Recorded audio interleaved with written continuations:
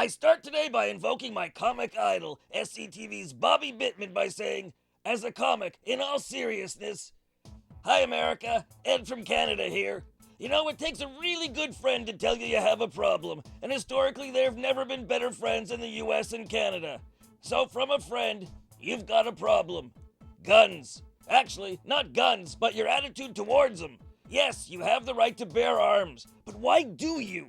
I have the right to wrap myself in cheese and ride the bus playing an accordion, but I don't. Nobody likes accordions. So even though you have the right to bear arms, why do you have so many and why do you use them so much? You've now had more mass shootings in America than there have been days in the year. I don't think this is what is meant by American exceptionalism. Look, gun owners, I know you're not dumb. You've seen the stats. Countries similar to the US have tighter gun control laws and have lower gun homicides. Not a little lower, a lot lower. Guns are too often used against the owner because of poor training and crisis response. The argument that more guns would make things safer? Well, there was a mass shooting at Fort Hood, a military base where guns were everywhere. The argument that if people didn't have guns, they'd just kill with other weapons in the same number? Not true. Australia cracked down on guns after a big massacre, and in addition to the drop in gun homicides, there was no rise in non-gun homicides. But I think you know this is all true, and you're still opposed to further gun controls. So obviously what's going on here is a cognitive disconnect. Cognitive disconnect. That means the problem isn't in your head, it's in your heart. This isn't about logic, it's about emotions. The feels, as the kids call it. That's why traditional notions of gun control aren't working and won't. The problem isn't how many guns there are.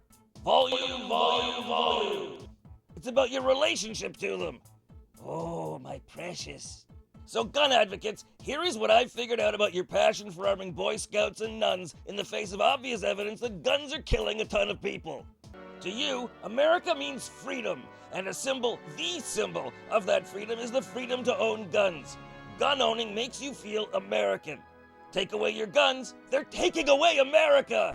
And if they take away America, what does it mean to you to be an American? And if you don't know who you are as an American, who are you at all? You don't want to get into an existential crisis when it's so hard to spell. So, against all this, hard stats don't mean very much. On an emotional level, they're downright un-American. Which brings me back to the main question. Yeah, you have the right to bear arms, but why do you use them so much? Well, I'm glad you asked that question. Because implicit in the right to bear arms is the right to use them. So shooting someone as a means of conflict resolution is your expression of being an American. So does that explain why otherwise intelligent, reasonable people turn off their thinkers when it comes to pro-gun propaganda? Of course it does. I just said it did. Look, I'm not saying this is criticism, but to figure out why, when it comes to guns, your inner Captain Kirk overrides your inner Mr. Spock. It's either that or see you as a bunch of selfish, heartless shitheads who have logically chosen an impractical ideology over the lives of dead Americans. And yeah, some of you are shitheads, but there's shitheads in every crowd. And yes, bearing arms is impractical, because for law-abiding gun owners, guns don't have much day-to-day application. Because most Americans who aren't hunters will never need to use their guns. Not for self-defense or to fight off the government. They're nothing but a security blanket, a talisman to keep away the boogeyman. But you may as well use a nightlight. Listen, freedom is supposed to be liberating. Instead, you're trapped in an endless cycle of violence and intransigent debate. The biggest threat to your freedom today isn't from people who want to take your guns, it's from technology. It's not Hillary Clinton, it's Max Headroom. Everywhere you go, facial recognition software can track you. Unless you use only cash, all your purchases are tracked. And if you use too much cash, the government is on you too. Your cell phone tracks your movements. The privacy of your own home, not so private. Your online communications can be easily monitored. Against all this, what the hell use is a gun? That was rhetorical. Look, I don't want to sound like someone in a tinfoil hat. They faked the moon landing, 9/11, 9/11, Obama was really born on Mars.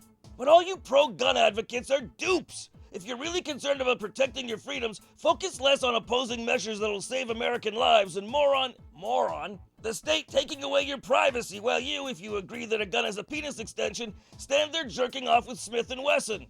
Again, I say this as a friend, a Canadian friend, and before you ask, what the hell does a Canadian know about America? You're surrounded by the trees, I can see the whole forest. Now this little segment hasn't been that funny, but mass shootings don't lend themselves to knock-knock jokes. Okay, bad example. Nothing lends itself to knock-knock jokes. So go ahead and comment on the video. Utilize the most important American freedom, free speech. Unless you plan to be an asshole, and I'll utilize my right to ignore assholes.